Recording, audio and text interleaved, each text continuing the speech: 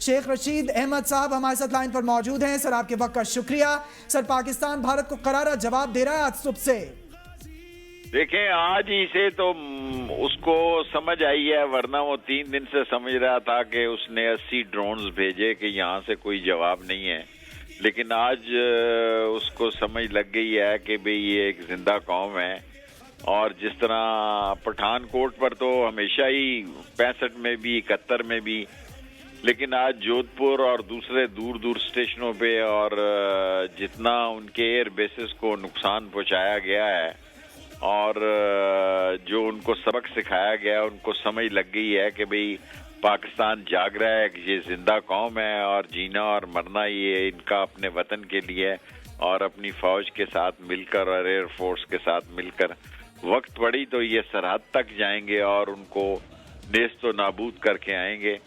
और जो उन्होंने इंतखाब किया था हमारी मसाजिद का, वो उनका टारगेट था बहुत अरसे से, जिसमें मौलाना अजहर के घर के भी 10 लोग शहीद हो गए और मुरीद के में भी 3 काम करने वाले शहीद हो गए।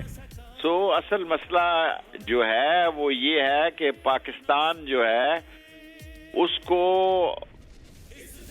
आसान लिया गया और ये समझा गया कि पाकिस्तान अपने मसाइल में उलझा हुआ है, उसकी मईशत कमजोर है, उसकी सियासत जो है वो तफरीक और इंतशार में है, इसका फायदा उठाया जाए। लेकिन आज दिन को पाकिस्तान की फजाइया ने कमाल दिखाया और पाकिस्तान की फजाइया ये सलाहियतें रखती है और पाकिस्तान की मिसाइल टेक्नोलॉजी ये सलाहियतें रखती है कि अगर हमें असम तक भी इनको निशाना बनाना पड़ा तो हम बना सकेंगे और हमारी टेक्नोलॉजी उससे एडवांस है। और जब ये JF-17 बन रहे थे तो मैंने 2-3 दफा शियोन में इसको विजिट किया, बाद में J-10 बने। और अगर राफेल JF-17 के आगे खड़ा नहीं हो सका तो अभी तो F-16 उड़ा ही नहीं है हमारा। सो जिस दिन F-16 भी उड़े तो फिर इंडिया को एक ऐसा सबक मिलेगा कि वो उसकी नस्लें याद रखेंगी। और पाकिस्तान नहीं चाहता कि ये जंग बढ़े और कौम जंगों को पसंद नहीं करती, लेकिन बस भारत अगर बुज़दिलाना हमला करेगा तो पाकिस्तान में भी उसका रिएक्शन होता है। लोग जो है वो जज्बाती कौम है, मुसलमान का जीना भी इस्लाम और पाकिस्तान के लिए और मरना भी इस्लाम और पाकिस्तान के लिए है।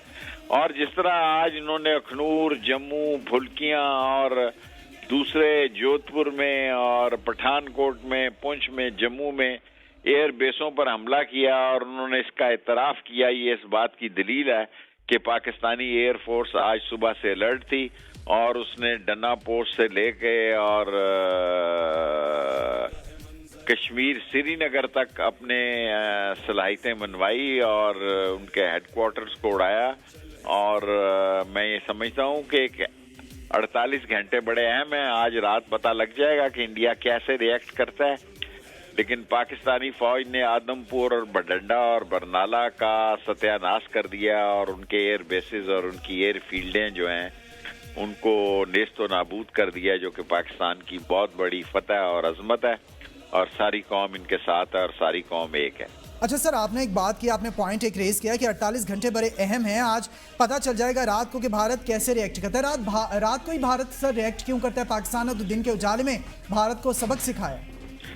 देखिए ये सारे लोग रोज ये कह रहे हैं कि रात को वो हमला करता है, दिन को नहीं करता। जंगों में रात और दिन नहीं होता, फिर 24 घंटे एक ही होगा, फिर चल सो चल होगी। अगर रात को उसने मस्ती की तो फिर ये जंग इतनी आसानी से नहीं रुकेगी।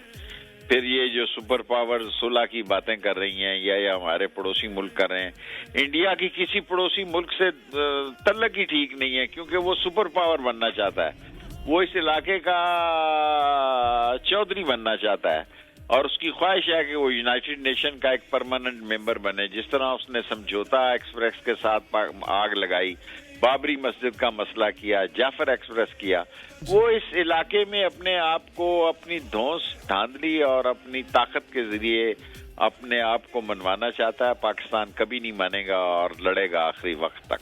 पाकिस्तान कभी नहीं मानेगा, आखिरी वक्त तक लड़ेगा। सर आपने कहा कि भारत समझ रहा था कि पाकिस्तान के पास जवाब मौजूद नहीं, मगर आज के दिन सबक सिखा दिया पाकिस्तान ने भारत को। तो सर आपको लगता है कि अब इस सबक से भारत कुछ सीखेगा?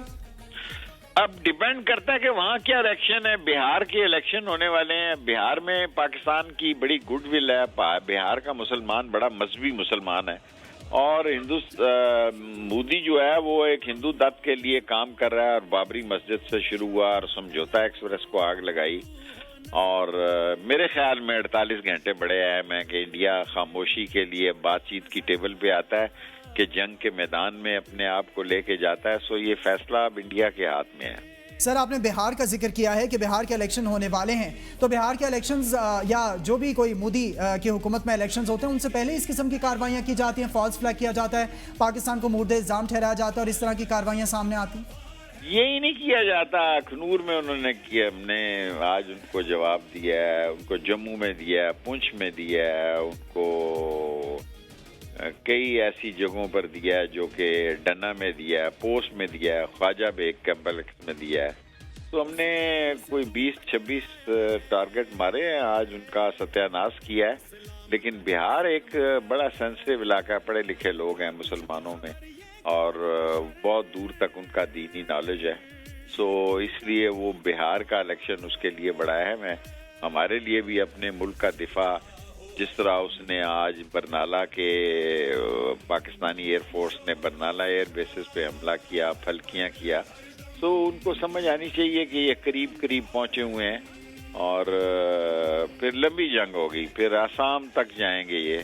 لیکن 48 گھنٹوں میں پتہ لگ جائے گا کہ کوئی بات ٹھنڈی پڑتی ہے کہ آگ تیز لگتی ہے. سو میرے خیال میں آج کی رات اور کل کی رات اہم ہے.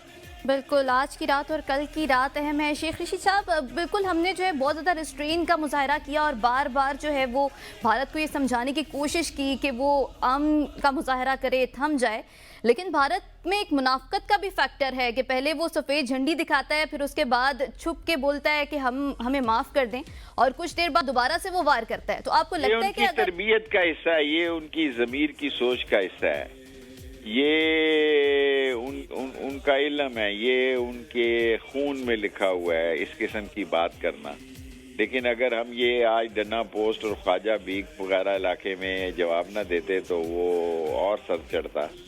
اور دیکھنا یہ ہے کہ اب انڈیا اس کو کس طرح لیتا ہے اور دنیا کی طاقتیں اس کو کس طرح لیتی ہیں.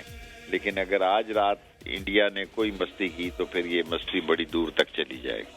اچھا شیخ صاحب, بہار کا آپ نے ذکر کیا کہ بہار کا جو مسلمان ہے وہ بہت پڑھا لکھا ہے, دور اندیش ہے, بہار کا علاقہ ایک سینسٹیو علاقہ ہے. تو مودی کے جو دیش ہے اس کے اندر کئی ریاستوں میں علیحدگی کی تحریکیں چل رہی ہیں, آپ بہار کو اس حوالے سے کیسے دیکھتے ہیں؟ بہار جو ہے جی وہ بہت ہی انڈیا ایک ایسا بہار کا علاقہ جہاں مسلمان اسلام کے لیے اور دنیا عالم اسلام کے لیے بڑا درد رکھتا ہے. ایون بہار میں ایسے بھی مسلمان ہیں جو پاکستان کو ترقی یافتہ ملک دیکھنا چاہتے ہیں اور پاکستان کو ایک زندہ تابندہ ملک دیکھنا چاہتے ہیں. لیکن مودی کے لیے بہار ایک مشکل جگہ ہے اور میں آج آپ کو پیشن گوئی کرتا ہوں کہ بہار میں ہارے گا. مودی بہار میں ہارے گا. تو سر پھر مودی کی ساری کارروائی کا, فالس فلیگ آپریشن کا, پاکستان کے خلاف اتنی جارحیت کا, اتنے ڈالرز خرچ کرنے کا کیا فائدہ ہوگا؟ سر فائدہ اور نقصان تو آپ کو پتا ہے. یہ مودی جیسا آدمی کرنے کے بعد ہی سوچتا ہے. کوئی دنیا عالمی دنیا میں کوئی اتنا بڑا لیڈر تو نہیں. حادثات, حالات, واقعات اور ہندو تعصب نے مسلمانوں سے نفرت, عیسائیوں سے نفرت, سکھوں سے نفرت نے اسے لیڈر بنا دیا. کوئی بنیادی طور پر تو وہ لیڈر نہیں ہے. بنیادی طور پر لیڈر نہیں ہے. بہار کا ذکر آپ نے کیا شیخ رشید احمد صاحب, آپ یہ بتائیے گا کہ آپ نے بھی پنجاب کے سکھوں کا بھی ذکر کیا. پنجاب ہو گیا, ساؤتھ انڈیا ہو گیا, اس میں تامل ناڈو ہے, اور ساتھ ہی ساتھ جو 7 سسٹر سٹیٹس ہیں جس میں آسام ہے, اروناچل پردیش ہے, میگھالیہ ہے, اور ساتھ ہی ساتھ دیگر کئی ریاستیں, وہ ساری تحریک آزادی چاہتی ہیں, بھارت سے آزاد ہونا چاہتی ہیں. تو بہار میں اگر مودی سرکار الیکشن ہار جاتی ہے کیونکہ ہندوتوا کا پرچار ہے پورے بھارت میں, تو پھر آپ بہار کو کیسے دیکھتے ہیں؟ میں بہار کو پتہ نہیں کیوں بہار کے بارے میں بڑا پازیٹیو ہوں, اور میں نے گولڈن ٹیمپل کی ساری کارروائی بھی دیکھی ہوئی ہے. اور انڈیا نے جس طرح اندرا گاندھی کو گولڈن ٹیمپل میں ایک اس کے سیکیورٹی والے نے مارا اور گولڈن ٹیمپل میں جس طرح انہوں نے سکھوں کے ساتھ سلوک کیا، سکھ بھولے نہیں. ابھی کینیڈا میں انہوں نے ان کا ایک نامور سکھ لیڈر کو مارا ہے. جی سو میں بہار میں نے آپ کو پہلے کہہ دیا ہے مودی کو ہارتا ہوا.